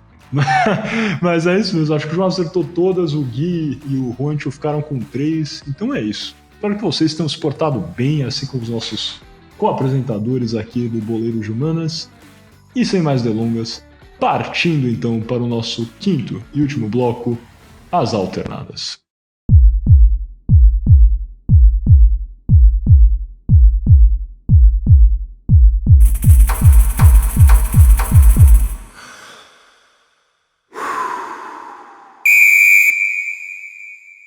Bem-vindos então ao nosso último bloco deste 8º episódio do podcast Boleiros de Humanas. Lembrando que você está ouvindo a um programa Podercast, a divisão de podcasts do jornal digital Poder 360. Fechando aqui, eu sou Miguel Galute Rodrigues aqui hoje com o João Galute Rodrigues, diretamente de São Paulo, tendo aqui também a presença do nosso outro co-apresentador, Guilherme Ribeiro Paturi, diretamente de Toronto, no Canadá, e hoje a presença extraordinária do nosso querido Juan Ignacio Pérez, argentino, diretamente de Montevidéu, no Uruguai. Partindo então para a nossa questão que vai gerar o nosso debate aqui nas alternadas, eu gostaria primeiro de marcar, né, a minha congratulação, fazer aqui uma ponderação sobre um artigo que usamos como base para a construção desse nosso podcast, o artigo intitulado A Copa do Mundo da Ditadura ou da Resistência? Comemorações e disputas de memória sobre a Argentina de 1978, publicada na revista Estudos Históricos da Fundação Getúlio Vargas do Rio de Janeiro, bastante renomada essa revista, com denominação A1 na CAPES, e esse artigo de autoria da Lívia Gonçalves Magalhães, da Universidade Federal Fluminense de Niterói, do Rio de Janeiro. Gostaria de dar meus parabéns aqui a Lívia Magalhães. Esse artigo que foi muito importante para a nossa construção desse episódio. Aos que têm interesse, por favor, busquem, acho que tem na ferramenta Cielo, fácil de encontrar esse artigo na internet, e utilizamos, foi muito importante para a construção desse episódio. Então aqui fazendo essa ponderação antes de finalizarmos esse nosso podcast com um debate. Usando aqui uma citação, vou aproveitar essa deixa do artigo para usar uma citação que a Lívia traz no começo do artigo dela. Uma citação direta do Jerome Valk. Vocês vão lembrar, do Jerome Valk, que foi aquele secretário-geral da FIFA que, durante o decorrer da preparação para a Copa do Mundo do Brasil, foi ele quem tomou conta desses preparativos. Ele veio visitar o Brasil, os estádios, por diversas vezes. Hoje em dia já foi destituído, enfrenta uma série de processos. Inclusive ontem, dia 30 de outubro, ele foi condenado em um processo que julgava a cessão dos direitos televisivos das Copas de 2026 e 2030 para beIN Sports, comandada por Nasser Al-Khelaifi, que é aquele Sheikh Qatari, que é o presidente, CEO do PSG. Essa condenação pela justiça suíça. Mas entrando aqui na frase que a Lívia usa para começar o artigo dela, proferida pelo Jerome Valk quando ele estava numa visita em 2013 ao Brasil. Lembrando que 2013 foi aquele período onde teve todas aquelas manifestações populares do não vai ter Copa. O Jerome Valk veio aqui fazer uma vistoria nesse período conturbado e ele proferiu a seguinte frase, abrem aspas: menos democracia, às vezes, é melhor para organizar uma Copa. Muitos falaram que o Jerome Valk estava fazendo esse comentário em um tom de brincadeira, jocoso, sobre a situação do Brasil, mas foram vistos outras inclinações de como a FIFA teria no passado, e levantaram na época a Copa da Argentina e também outras Copas futuras que vão ocorrer, como por exemplo a Copa do Catar, que tem um governo que é bastante criticado, também a Rússia, a Copa da Rússia que ocorreu em 2018, que as duas sedes já haviam sido escolhidas em 2013. Muitos levantaram essas bandeiras vermelhas nesse comentário do Jerome Valk, secretário-geral da FIFA.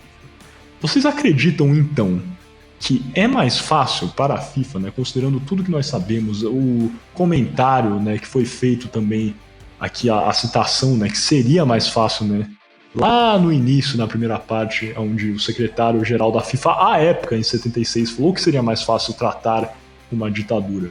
Vocês acham que a FIFA e essas entidades têm essa preferência por lidar com governos fortes, ditatoriais, autoritários, que eles são mais fáceis por não terem essas desavenças? E no mais, vocês acham que é o papel da FIFA condenar estes governos e retirarem eles de suas listas de possíveis sedes e até de integrantes, Vocês achariam que seria possível a FIFA excluir um país de sua lista de países associados, de seleções associadas, por questões políticas sociais. Então, Juan, vamos começar com você a resposta desses questionamentos. Eu acho que não deveria ser mais fácil tendo uma ditadura você organizar uma Copa do Mundo. Sim, é verdade, vendo muitos governos, né, na ditadura, parece ser que são mais organizados em um sentido, mas eu acho que tem muitos interesses diferentes numa ditadura militar que eu acho que se volta mais complicado, né, para a FIFA organizar uma Copa do Mundo num regime governamental assim. Então, mas você acha, só um questionamento aqui para você continuar a sua ideia. Você acha que tem menos opiniões em uma ditadura, ou as opiniões que não são coesas com o pensamento ditatorial são suprimidas, reprimidas abaixo para que exista somente uma opinião? Eu acho que é mais a segunda parte que você falou. Eu acho que vai ter menos opiniões, mas se a opinião não é a que a ditadura quer, não vai ser desse jeito. É isso mesmo. Ok, continua, prossiga, por favor. Eu ia mais por esse sentido. E depois a segunda parte da sua pergunta, eu acho que sim, a FIFA deveria tomar em conta o que está acontecendo, a situação social no país e política. Mas porque trazer uma Copa do Mundo para um país traz muito benefício, seja econômico ou muita atenção de muitos lugares. E eu acho que um pouco você fazendo a Copa do Mundo nesses lugares é você aceitando que tudo que está acontecendo está bem. E não deveria estar bem. Mas eu também não acho que eles deveriam ser banidos ou tirados da FIFA. Por exemplo, no caso da Argentina, se a Copa do Mundo fosse em França, eu acho que a seleção argentina ainda poderia ir, porque eu não acho que sim, uma seleção vai representar seu país, mas uma seleção de futebol vai jogar futebol, ele não tá falando que o que acontece, tipo, meu presidente, essa seleção segue todo o que fala presidente. Não, eu não acho assim. Então eu acho que não deveria ser banido, nem tirado de nenhuma lista. Então você acredita, né, acho que é uma visão mais humanista, né, que a seleção, a Copa do Mundo seria um evento, né, que é importante até para as pessoas, né, nesses países que às vezes são até reprimidas, né, suprimidas as liberdades. Isso é uma forma deles terem, né, essa vivência, e é um símbolo nacional importante para eles. É isso que eu estou entendendo que você está falando. Isso aí até seria uma forma de penalizar as pessoas que estão sendo oprimidas. Mas então você não acha que seria o caso se a seleção, vamos dizer, a seleção argentina, por exemplo, em 78 já estaria classificada, né? Mas vamos dizer que a Copa não fosse na Argentina e a Argentina se classificasse, vamos dizer que a FIFA tomasse a decisão de banir a Argentina por ser um regime ditatorial. Não seria o caso, talvez, da Argentina poder participar, os jogadores argentinos, mas não competirem sob a bandeira argentina, assim como tivemos nas Olimpíadas, até com alguns atletas, né, competindo, por exemplo, sobre bandeiras neutras? Isso não é uma oportunidade, talvez, que a FIFA poderia tomar para demonstrar que não, a FIFA como entidade é a favor de direitos humanos, de liberdades, e não vai apoiar um regime como autoritário como o deste país? Eu não sei, é que eu acho estranho quando acontece isso nos Jogos Olímpicos também, porque eu acho que às vezes as pessoas, em geral, tomam muito, tipo, a seleção representa o país, mas que representa o país não significa que represente as ideias que o que governa o país sejam essas. Dá pra entender o que eu quero dizer? Tipo, se eu represento o país Argentina, mas eu posso não gostar do meu presidente e eu não vou representar a palavra do presidente, eu vou representar meu país. Então, eu acho meio estranho isso de competir com bandeiras neutras. Também nos Jogos Olímpicos tem outras exceções que são totalmente entendíveis, mas não. Se fosse a FIFA, não faria isso, porque eu não acho que uma seleção tem os valores que o seu presidente, o ditador, já seja quem seja, esteja no poder, esses sejam seus valores. Eu vou entrar então. Eu concordo com você, Rony. Eu acho que eu concordo em praticamente tudo, porque eu concordo que não é... Essa parte é complicada, porque a FIFA tem tido um histórico recente de talvez se aliar com uns países mais que não são democráticos. A exemplo da Copa que vai ser no Catar, e até a seleção no Catar foi um pouco estranha, mas você também pode tomar o argumento, tomar o lado de não culpar a FIFA, porque teoricamente quem escolhe o país sede não é a FIFA em si, são os membros constituintes da FIFA. Até tivemos uma polêmica em 2018, quando foi escolhida a Copa que seria disputada nos Estados Unidos, no Canadá e no México, porque o Brasil teria dito que votaria na tricandidatura dos Estados Unidos, Canadá e México, acabou votando na candidatura de Marrocos, algo assim, e pegou mal, digamos assim. Mas, assim, com certeza, eu acho que deve ser mais fácil você programar uma Copa como a do Catar, que, bem, o Catar... O rei do Catar é o dono do Catar, praticamente, é uma propriedade privada. É muito fácil você planejar gastos, planejar toda a infraestrutura para montar uma Copa do Mundo. Bem, mas em uma Copa como essas, tudo que você está falando eu não discordo aqui, né? E eu não estou nem exprimindo a minha opinião pessoal aqui nessas perguntas, eu estou mais provocando. Mas não é o papel de uma entidade que se diz internacional, que tem conceitos como fair play, o amor pelo jogo, o amor ao próximo, não seria importante eles condenarem práticas como, por exemplo, a escravidão que ocorre, o trabalho escravo, né, na construção de estádios no Catar, por exemplo, porque eu não vejo a FIFA, por exemplo, tomando um partido, assim, medidas fortes para coibir isso. Até fazem uma coisa ou outra, mas não é de fato, e algo que parece ir completamente contra aquilo que é o objeto social dessa entidade, né, a FIFA. Vocês não concordariam com isso? Por mais que eu não estou exprimindo minha opinião aqui ainda, só estou provocando. Então, eu acho que a FIFA deveria dizer, olha, nós não aceitamos que você esteja promovendo a nossa competição, biqueira ou não, é a FIFA, Copa do Mundo FIFA, Mundial FIFA, FIFA World Cup, não é a World Cup do Rei do Catar. Então, como a FIFA tá colocando o nome ali, eu acho que a FIFA podia falar, eu não aceito que você coloque meu nome e promova uma competição que na verdade é minha, tendo trabalhadores escravos em condições precárias, isso é um absurdo. Eu acho que isso que a FIFA deveria fazer. Vai fazer? Não, nunca. Eu acho bem provável que a FIFA faça isso, que pra eles tanto faz. Pra eles o importante é que tenha o estádio pronto em 2022 e é isso aí. Eles não estão nem aí se vai ter, como o estádio é feito, onde é feito, por quem é feito. É isso aí. Mas eu acho que eu acho que essa questão de sede poderia ser reconversada. Talvez uma sede fixa. Uma coisa que eu pensei jocosamente com um amigo outro dia seria uma Copa do Mundo em que todas as seleções jogam em casa, entendeu? Então teria jogo no Brasil, depois na Rússia. E é isso aí. Obviamente isso não é viável, é uma brincadeira. Só que eu acho que talvez outros modelos poderiam ser explorados. Por que tem que ter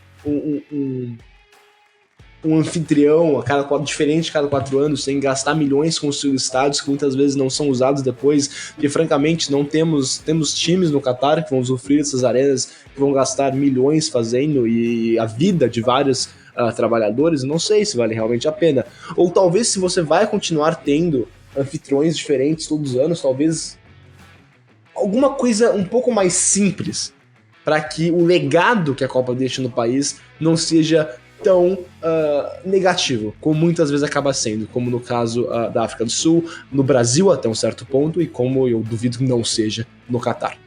Obrigado, Gui.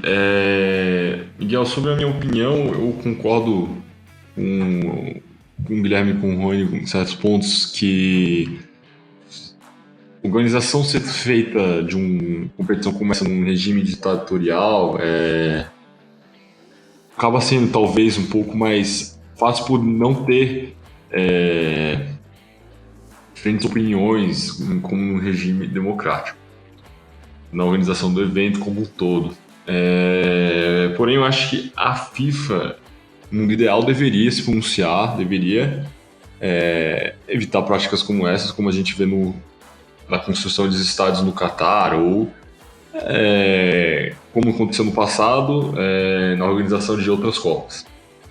Porém, eu duvido muito que eles vão agir, conforme o Gui falou, duvido muito que eles vão agir com isso. Eles querem mesmo que a Copa aconteça e prossiga, que o futebol prossiga, né, a competição prossiga normalmente. Porém, não estou concordando com isso ou discordando, não estou mostrando a minha opinião sobre esse assunto, mas acredito que no mundo ideal seria interessante, talvez. Não sei se seria uma melhor forma, igual feito nas Olimpíadas, de ter uma bandeira neutra, uma bandeira branca para disputa de países que a FIFA bane de sua competição.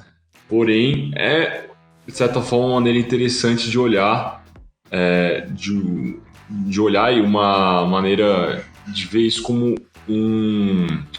uma resposta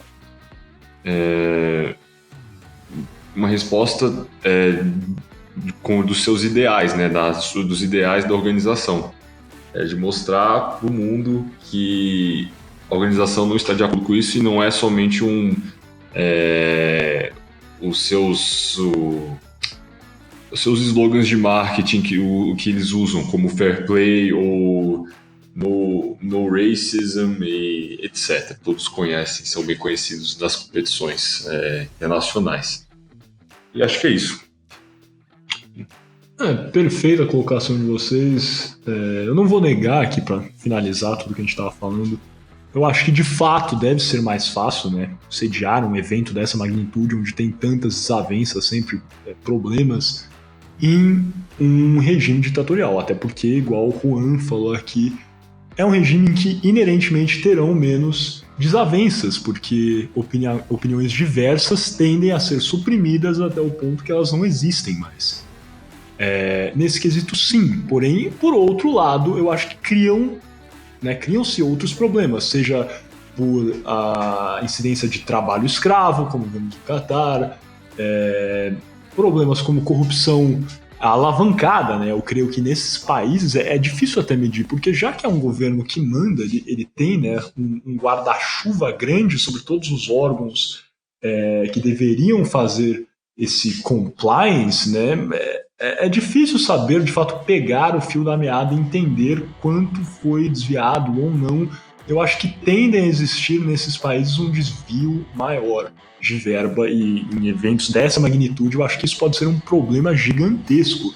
E inúmeros outros problemas que podemos ver. A Rússia, por exemplo, foi criticada, né? Criticaram, o João usou aí esse negócio de slogan que teria fair play. A FIFA também, né, está se portando não somente contra o racismo, mas também contra o preconceito, a homofobia, né? E a Rússia, como se sabe, vem sendo criticada já fervorosamente por ser um país que tem, de forma sistemática, se portado contra alguns direitos de indivíduos homossexuais. Isso foi algo que foi bastante levantado antes, né, da Copa de 2018. E eu acho que existem vários problemas, não sei se secundários, mas colocaria também problemas que vão existir com a escolha de sedes de países talvez mais autoritários, ditatoriais, que sejam. Não que problemas não existam, né, em países democráticos. Ou seja, no Brasil nós sabemos a quantidade de corrupção que teve, mas nós entendemos, né, e provavelmente não temos assim, um entendimento completo, ainda mais no Brasil, mas imagine se o Brasil fosse uma ditadura onde não existisse nenhum órgão de investigação para entendermos, né, o nível da corrupção, né, dos desvios que ocorreram durante as construções civis, né, de estádios, durante o planejamento para a Copa de 2014 e até mesmo as Olimpíadas de 2016. Eu acho que existem problemas que vão ser inerentes em ditaduras e até talvez alavancados quando sediados esses eventos em ditaduras. E agora, falando aqui da segunda parte, se a FIFA deveria condenar ou não, acho que é importante entender que a FIFA é uma entidade, uma federação, mas é privada. Então, se a FIFA, por bem entender que não deveria fazer isso, ela tem o direito de não fazer isso. Não está a FIFA tem, né, o estatuto, etc., e tem leis lá. Leis seria mais um regimento interno, né, na verdade, quando é uma entidade privada.